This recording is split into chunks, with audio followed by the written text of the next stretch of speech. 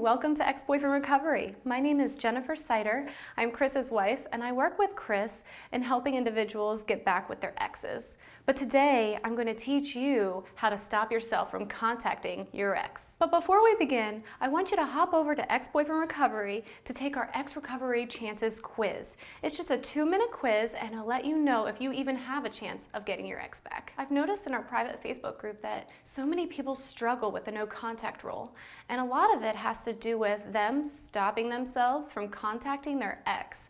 So if he reaches out to you and says, hey, where have you been? Where are you? Where did you go? I still want to be friends. These are all really complicated situations that you're going to want to respond to him, but you can't. If you do respond, you may find yourself in the friend zone, or even worse, he might start ignoring you. So it's really important to implement the strategies that we've come up with so that you don't feel like you need to contact your ex. The first strategy we're going to talk about today is exercise. According to WebMD, when you exercise, your body releases chemicals called endorphins, and these endorphins interact with the receptors in your brain, and that reduces the perception of pain. So the pain that you're feeling from your breakup, you won't be feeling as harshly anymore, and also it'll be a great distraction, so you won't be looking at your phone or thinking about him as much. Physical activity can range from running to dancing, you can go swimming, you can go to the gym.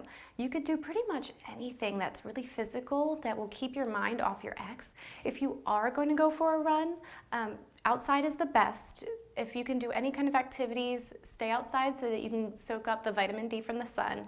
But if you are alone, I recommend listening to music. So that will distract you from any kind of repetitive thoughts of your ex. I had a client that had a complete breakdown, and she was very devastated over her ex, and she wanted to contact him all the time because she was just missing him so much. And what I recommended to her was to start small. So I recommended that she cleans her house, start with one room and branch out to the rest of the house. And that way you get to release those endorphins, and by the time she was done doing that, she was ready to move on to bigger exercises like going out for a run.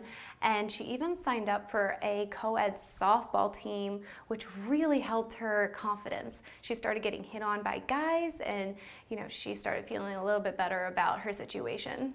Another really great strategy to use is to change his name in your phone. So if he has, Jim Beam, it's not a liquor.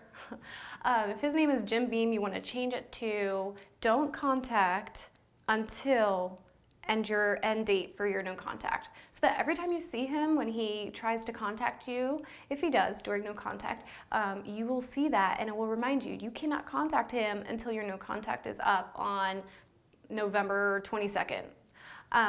And also, it will help you, every time you feel like you want to contact him, you'll still see that message. Another thing you can do with your phone, if you don't want to put in don't contact by the end of your no contact date, is you can change his name to something that he did that really annoyed you. So say, for example, he played video games all the time and you hated it. You can put in video game addict. And that will stop you from answering him because you'll feel so annoyed by that. One of the things that we do with our program is we have something called battle buddies. And we set up people with similar situations. Everyone's situation is unique, but we pick the two most similar and we pair them together so that if they feel like they need to contact their ex, they contact each other. And they can really support each other because it's so hard to go to your friends or family. But when you have somebody in a similar situation that has the same goals in mind, you can really help each other. And I think that's one of the best things about our program, other than the coaching. Another great way to distract yourself from contacting your ex is volunteering. I love it when people volunteer. It's just so sweet and so down to earth, and you feel so good about yourself to help other people or animals or whatever your passion is. So I think volunteering is really, really a great distraction. You can go to local shelters, you can help animals in need. There is hundreds of thousands of different opportunities to volunteer. And if you have trouble finding them, you could just go on the United Way or look up credible volunteering opportunities. Another really great way to distract yourself from contacting your ex is reading the best book ever. You will get lost in a really good book. I know Chris does it all the time, and it works. It stops you from having any stress, and you can focus on their characters and their setting, and you don't have to worry about anything that's happening in your own life.